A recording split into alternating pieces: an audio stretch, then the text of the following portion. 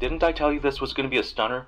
I tried holding out as long as I could, but with no means of sustainable income, and Fox's obstinate position of not only ignoring workplace bullying, but also standing behind their management even when caught in a few lies, well, it just made my decision a whole lot easier. It's unfortunate, but it would seem there can be no righteous cause without a sacrifice. And right now I imagine Fox executives are finally realizing the futility of fighting against a righteous cause. No matter what games a corporation will play to avoid taking responsibility for its own actions, in this case stretching out a situation to bankrupt its opponent to make them more receptive to a lower compensation offer, a corporation cannot cover up its reprehensible actions when there is a fully informed public. 2014 was the worst year of my life, and with a new year, it is time for Fox to have the worst year of its existence. By standing behind its management who are caught in blatant lies, Fox eliminated its opportunity to separate itself from the offending managers, making the corporation responsible, which in turn restricted Fox to only two possible outcomes: incompetence or willful negligence. Workplace bullying is not only real, it also comes with documented evidence provided in this series. And once the people start listening to the reprehensible behavior of Fox management, the game is up for the workplace bully, because this is a moment everything changes. While Fox may have covered themselves legally, it doesn't exonerate them from humanity. Fox has failed to understand the power of the people and the court of public opinion. By failing to recognize its managers were engaging in workplace bullying, including career sabotage and malicious lying, their brand, a brand that is supposed to be a bastion of truth, is now toxic, setting off a karmic domino chain of Fox's own creation. The beauty of a righteous cause is that it is not exclusively left or right, secular or Christian. It's an American cause. Standing up to a bully is our birthright, and this is where you, the people, come in. Changing the workplace into a bully-free zone is actually going to be easy. The hard part of pushing that first domino is over. All you have to do is post a simple 3-word phrase of "We're with Phil" on as many corporate website, Facebook, and Twitter feeds as you can. Spread the message until it goes viral. And that's it. That is all you have to do. There is absolutely no need for a boycott or to be aggressive, antagonistic, or violent. Basically, you don't have to be a bully yourself. A righteous cause never requires any form of coercion. So how does a simple 3-word phrase make a difference? It puts every single corporation on notice.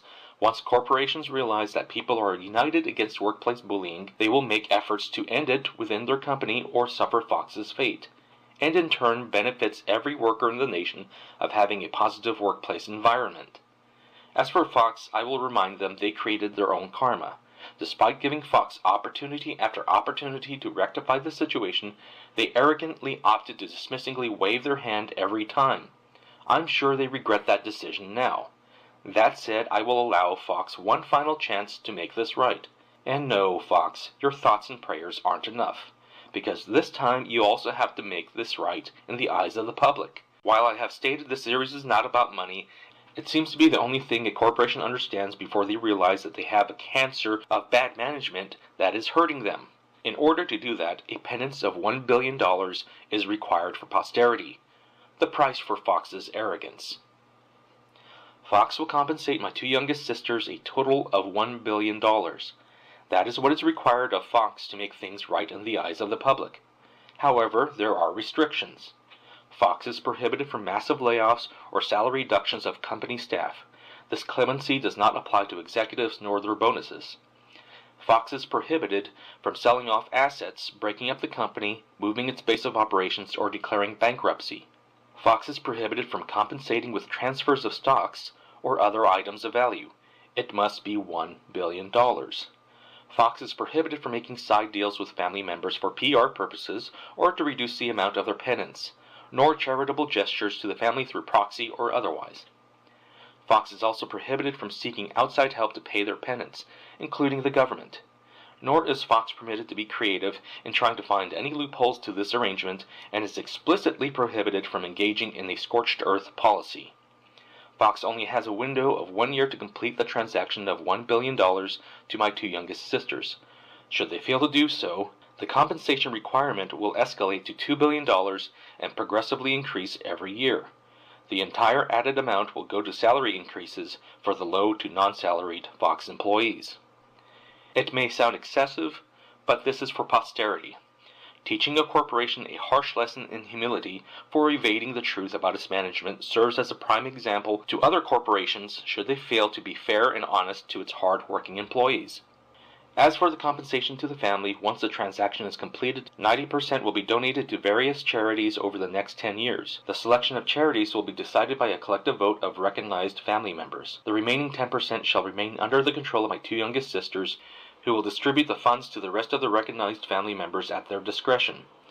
Also from the 10%, my sizable credit card debt will be paid off with interest, of which I sincerely apologize to betraying the trust of my creditors. I am extremely ashamed that I leave debt behind, and ironically I was in the process of paying off all debt by the end of 2015. Funny how life throws you curves. Speaking of curves, I fully expect Fox to continue to remain defiant and proclaim their innocence, and they may even attempt a scorched earth policy, finding people who come out of the woodwork who claim to know me. So let's cut them off at the pass. I rubber stamp everything people say about me as being true. Now that that's settled, the focus can go back to Fox and demand to know why they stood behind management with hard evidence showing I was lied about.